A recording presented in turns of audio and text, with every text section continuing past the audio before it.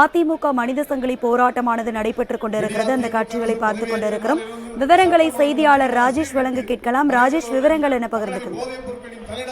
தமிழகத்தில் போதைப் பொருட்களுடைய நடமாட்டம் என்பது அதிகரித்து விட்டதாகவும் அதனை திமுக அரசு கட்டுப்படுத்த தவறிவிட்டதாக கூறி அதிமுக சார்பில் இன்று தமிழகம் முழுவதும் மனித சங்கிலி போராட்டம் என்பது நடைபெற்று வருகிறது.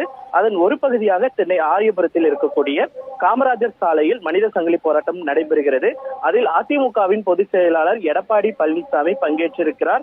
அவர் பங்கேற்றுள்ள இந்த நிலையில் 1000க்கும் மேற்பட்டோர் இந்த மனித சங்கிலி போராட்டத்தில் கலந்து கொண்டிருக்கின்றனர்.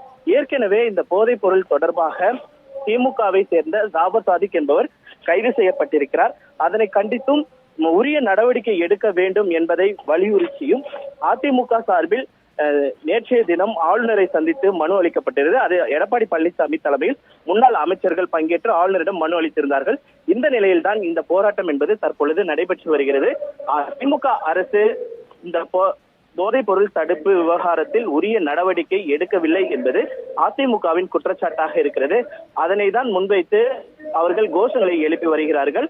அதே நேரத்தில் போதைப் பொருள் பயன்பாடு எப்படி இருக்கிறது என்பதையெல்லாம் நாடகமாக நடித்து காட்டவும் அதிமுகவினர் இங்கு பயன்படுத்தப்படக்கூடிய அந்த வகையிலும். விவரங்களுக்கு நன்றி ராஜேஷ்.